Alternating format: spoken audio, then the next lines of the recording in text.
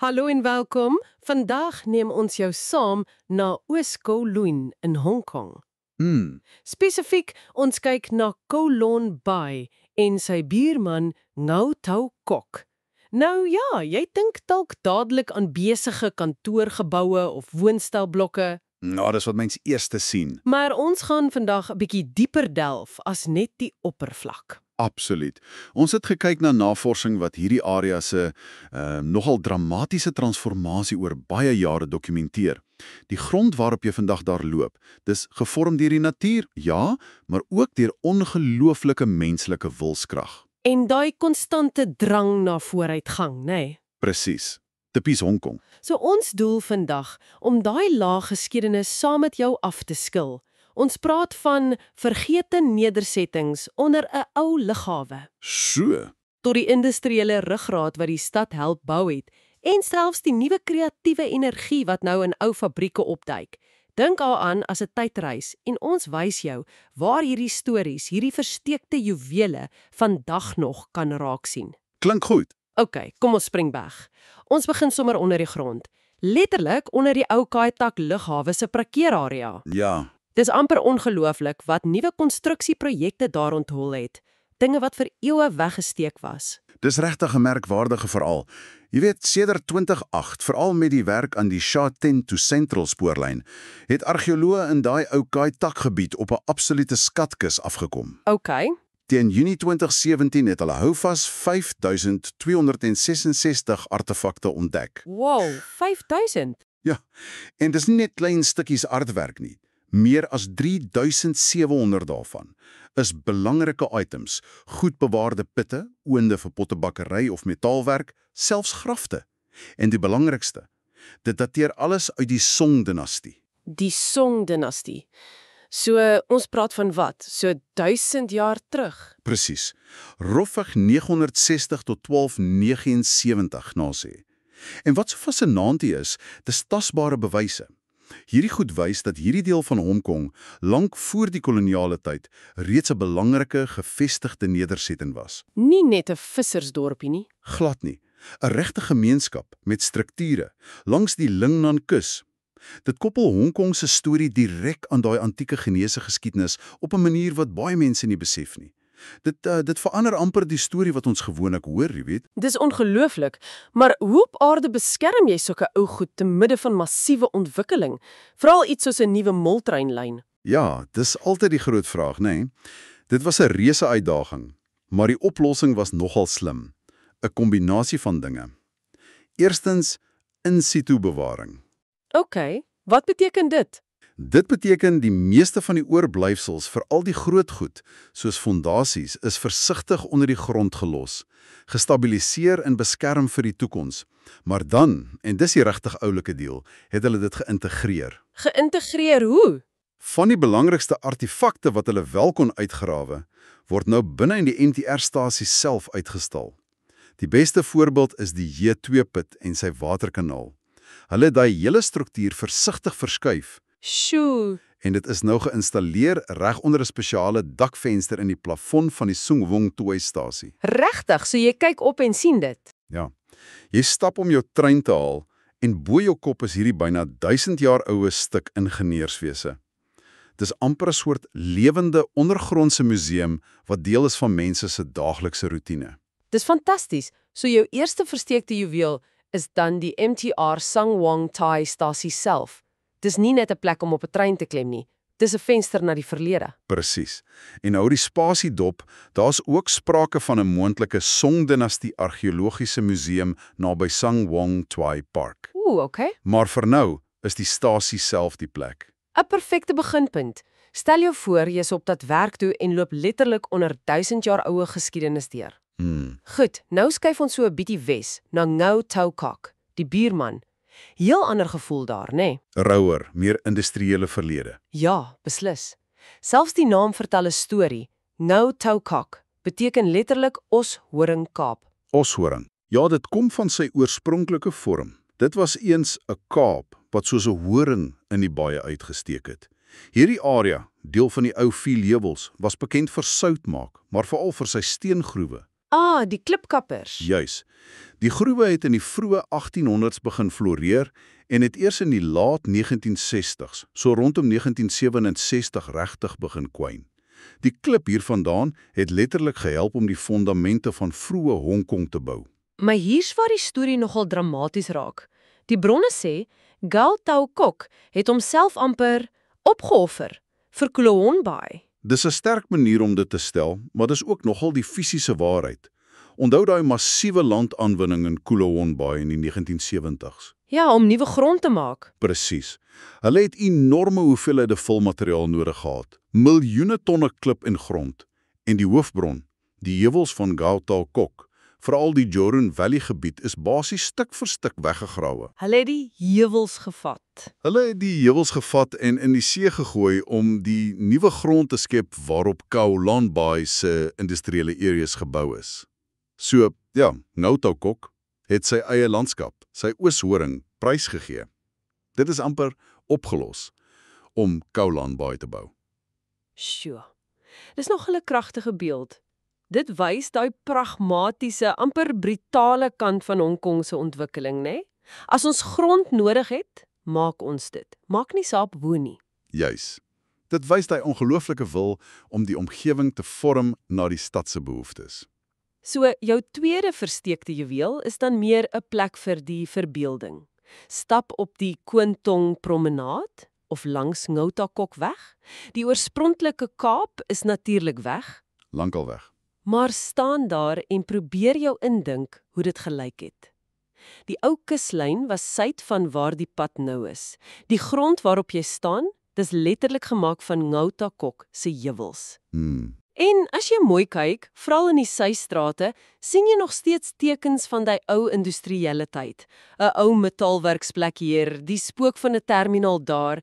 Dis 'n plek om te dink oor hoe landskappe gebore word en verdwyn. Ja, dis 'n plek vir refleksie. En daardie landaanwinning, gebore uit Ngau Tau Kok se opoffering, was natuurlik die engine vir Hongkong se ekonomiese wonder na die oorlog. Absoluut. Na Kwun Tong se aanwinning in die 60 het die regte groot Kowloon Bai projek in die 70s gevolg. Dit het die grond geskep vir alles wat ons met daai era assosieer. Die uitgebreide Kai Tak Lughawe parkeer- en vraggebied, die groot Kowloon Bai industriële area, die Kowloon Bai vraghanteringsarea en die Ngau Tau Kok industriële area. Dit was die platform vir Made in Hongkong. Presies, dit was die fisiese basis daarvoor. En terselfdertyd moes Kai Tak self aanpas. Hulle het die aanloopbaan verder die see in verleng tot 3400 meter. Klaar in 1974. Om die groter vliegtuie te kon hanteer. Juis, die groot jumbo jets. Maar Kai Tak se legende lê nie in sy lengte nie, né? Dis daai landing. O ja, die beroemde landing. Daai ongelooflike, senetergende landing. As gevolg van die heuwels kon hulle nie reguit inkom nie. Vliegers moes die IGS landing doen met die checkerboard heel, daai heuwel met die rooi en wit blokkies. Ek onthou prentjie daarvan. Ja, hulle het reguit op die heuwel afgevlieg en dan op die laaste nippertjie 'n skerp amper 47 grade draai regs gemaak, net bo kan die geboue van Kowloon City. Jy kan jou nie indink nie, die vaardigheid wat dit geverg het om daai reuse vliegtuie so laag te kry vir daai draai. Dit was ongelooflik. Daai heuwel, al is dit nou weg of word dalk 'n monument, bly 'n simbool van presisie, jy weet, van hoe mens tegnologie kan gebruik om moeilike geografie te baasraak. En dit bring ons by jou derde versteekte juweel, 'n plek om daai lugvaartgeskiedenis te voel. Gaan staan op die terrein van die ou lughawe, veral by die Kai Tak Cruise Terminal, wat reg op die punt van die ou aanloopbaan gebou is. Ja, dis 'n goeie plek. Of stap langs die Waterfront Promenade daar naby. Staan aan die einde, kyk terug stad se kant toe en verbeel jou daai reuse vliegtye wat so laag oor die geboue skeer vir daai finale draai. Onthou, die grond waarop jy staan, dis kunsmatig, gemaak uit berge. Dis 'n tasbare bewys van Hongkong se ambisie. En deursettingsvermoë. Presies, maar agter die vliegtye en fabrieke was die mense. Die gewone mense wat daar gewoon en gewerk het. Kom ons kyk bietjie na die gemeenskapslewe, veral in Ngau Tau Kok. Goeie idee. En 'n perfekte plek om daai storie te vind is die Garden Estate, Fa Yuen Estate. Garden Estate. Ja, dis nogal spesiaal want dit was een van die heel eerste groot laagkoste behuisingsskemas van die Hong Kong Housing Society. gebou vir die werkers wat ingestroom het nadat Kwantong in 1954 'n industriële sonne geword het. Een bron noem dit 'n getuie van Kwantong se pionierswerk. Pionierswerk, dit klink of dit nie maklik was nie. Glad nie. Die eerste inwoners het hulself glo die pionierosse. Kaigong-nyo. Pionierosse. Ja, jy weet, soos osse wat hard werk om nuwe grond oop te breek. 'n Verslag uit 1961 beskryf hoe Ngauto-Kokweg buite die landgoed toe nog baie onderontwikkeld was. Min gerewe, skaars bushaltes, vol straatverkopers. So redelik geïsoleerd. Aanvanklik, ja. Mense was vir jare afhanklik van veerbote vanaf Kwantong om elders te kom. Eers later in die 60s het die busroetes en ander dienste regtig verbeter. Dis interessant hoe daai isolasie dalk juis gehelp het om 'n sterk gemeenskap te bou, né? Mense moes seker op mekaar staatmaak. Presies wat gebeur het. Dit lyk of dit gelei het tot 'n merkwaardige selfonderhoudende gemeenskap. Die argitekte was slim. Hulle het baie winkelspasie op die grondvlore ingebou. 8 winkels in fase 1, die blommegebou, en nog 23 in fase 2, die voëlgebou. Wat 'n soort winkels? Alles wat jy nodig het. Eetplekke, cha-cha-ting, slagters, haarkappers, kruideniers. Hulle het selfs geëksperimenteer met werkerslosies, basiese kamers vir enkelwerkers.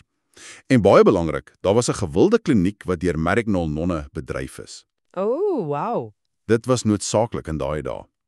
Omdat Garden Estate vroeër as ander groot skemas gebou is, het sy winkels 'n belangrike rol gespeel vir die hele omgewing se vroeë ontwikkeling. En dit bring ons by jou 4de versteekte juweel. 'n Kans om daai autentieke gevoel te kry. Gaan stap tussen die ou winkeltjies langs Ngautal, Kokweg en Garden Estate. Ja, jy moet. Soek veral plekke soos die Changwing Cafe, Shangrong Chopping Ting. Dis een van daai klassieke eetplekke wat amper nie verander het nie. Nog steeds daar. Hier kry jy daai egte, tradisionele Hong Kong kos, vol wok hai, daai rokerige geur van 'n warm wok. En, belangrik, teen buurtpryse. Nie toeristepryse nie. Nee, dis waar die locals eet. Gaan sit daar, bestel 'n melktee, 'n pineappelbroodjie. Snyf die atmosfeer van die 1960s op. Dis 'n lewende tydkapsule. Jy voel nog daai warm, veerkragtige gees van die pioniersosse. Dis letterlik 'n proeselgeskiedenis. Maak my nou sommer lus vir 'n melktee. Ek ook. Maar daai selfde tema van aanpassing, van veerkragtigheid, sien ons vandag weer, nê? Op 'n ander manier. In daai selfde ou fabrieksgeboue, die areas weer besig om te verander, die Energizing Kowloon East plan. Ja, die CBD2-plan, die tweede sentrale sakekern. Maar dis interessant hoe dit gebeur. Dis baie interessant. Jy sien hoe party ou industriële geboue platgeslaan word vir blink nuwe kantoortorings soos the Quayside, maar baie van die ouer, meer generiese fabrieksgeboue, die Godowns of Kongha, Die Goue Downs, ja. hulle bly staan.